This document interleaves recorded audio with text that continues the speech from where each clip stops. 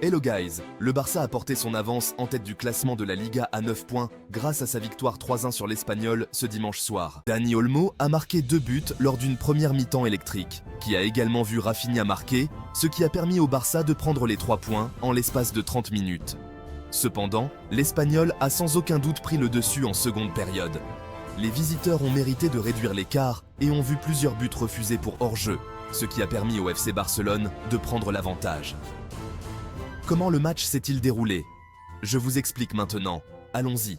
Dani Olmo a eu 2 occasions en début de match pour ouvrir le score. La recrue estivale a d'abord raté de marquer sur une tête après un centre d'Hector Forte, avant d'envoyer une frappe lointaine dans les gants de Johan Garcia. L'Espagnol n'a cependant pas tiré les leçons de ses erreurs en début de match, puisque Dani Olmo a inscrit un but à la 12e minute. Une passe sensationnelle de Lamine Yamal de l'extérieur de son pied gauche, comme celle qu'il avait faite à Rafinha contre Villarreal, et la frappe de Dani Olmo a été un petit peu détournée par Garcia après un contact sur le poteau et ça a fait but, donnant ainsi à Barcelone une avance méritée. Lamine Yamal les gars, il est incroyable. Il a déjà 2 passes D de l'extérieur du pied les gars. Une technique qui a incité certains à dire que Luka Modric est meilleur qu'Andrés Iniesta, juste parce qu'il faisait des passes avec l'extérieur du pied. MDR. Bref, 10 minutes plus tard, Rafinha, en pleine forme, a célébré un but. Son excellente course dans la surface a été trouvée par la passe magnifique de Marc Casado, et le Brésilien a parfaitement exécuté sa finition pour marquer d'un ballon qui est passé au-dessus du gardien adverse Garcia. Contre le cours du jeu, l'Espagnol pensait avoir réduit le score peu après, mais une vérification de la VAR a annulé la tentative de Jofré Carreras de battre notre ligne de hors-jeu. La journée difficile des visiteurs s'est encore aggravée lorsque Olmo a marqué depuis l'entrée de la surface de réparation à la demi-heure de jeu pour creuser l'écart avant la pause. Les choses ont été un peu plus difficiles en début de seconde période, lorsque l'Espagnol a vu un autre but refusé pour hors-jeu après l'intervention de la VAR. L'Espagnol a finalement réussi à contourner le piège du hors-jeu à la 63e minute lorsque Javier Puado a frappé au second poteau. Un but qui était certainement survenu alors que le FC Barcelone avait levé le pied sur l'accélérateur.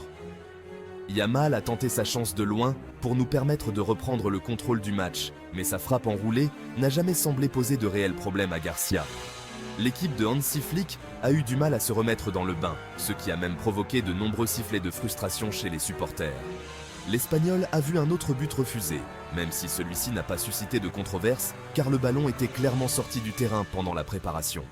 En vérité, c'était un match que Barcelone n'avait jamais semblé perdre, et on a même vu un but de Fati en fin de match être refusé pour hors-jeu.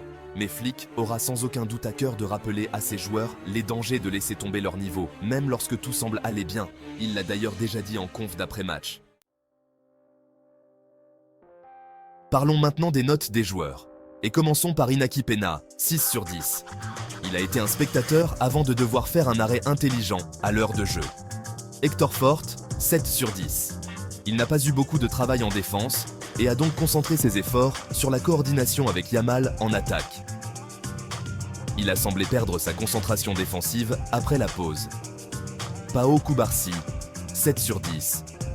Sa compréhension du piège du hors-jeu continue d'impressionner, mais les risques constants ont finalement conduit à un but de l'Espagnol. Íñigo Martínez, 7 sur 10. Comme avec Cubarsí, le vétéran a fait preuve de son expérience pour mener la ligne haute du FC Barcelone et maintenir l'Espagnol frustré. Alejandro Balde, 7 sur 10. Il n'a pas tout réussi en attaque, mais heureusement, il n'a pas eu à le faire car il a eu de nombreuses occasions d'avoir un impact. Il a obtenu la passe décisive pour le 3e but. Marc Casado, 9 sur 10.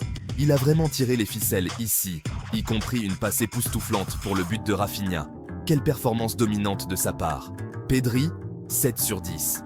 Il a fait tourner les choses sans jamais avoir à faire quoi que ce soit de particulièrement spécial.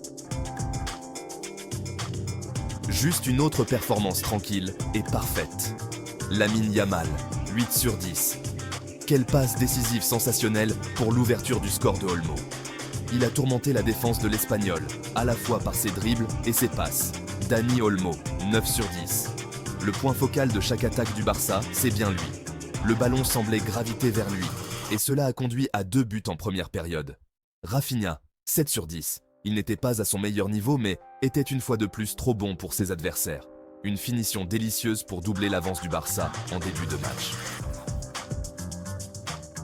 Robert Lewandowski, 6 sur 10. La plupart du meilleur travail du Barça est venu derrière lui, mais l'énergie et le mouvement de l'international polonais ont contribué à une performance électrique de l'équipe. Un excellent travail défensif de sa part est aussi à souligner. Les remplaçants, Fermín López, Frenkie de Jong, Jules Koundé, donnons-leur tous 5 sur 10, car honnêtement, nous n'avons pas bien joué après leur entrée sur le terrain. Ansu Fati et Gavi, je ne les noterai pas car nous ne les avons pas beaucoup vus. Le coach Hansi Flick, 7 sur 10. Il a fait quelques changements tactiques audacieux qui ont sans aucun doute porté leurs fruits. Mais il ne sera pas content de la manière dont son équipe a relâché la pression en deuxième mi-temps. Mon homme du match est Dani Olmo, dites-moi qui est le vôtre dans les commentaires. Dites-moi aussi ce que vous pensez de la vidéo, merci de l'avoir regardée, et je vous verrai très bientôt dans la prochaine vidéo qui s'affiche ici, à gauche ou à droite. Mais jusqu'à la prochaine fois comme toujours, Visca el Barça.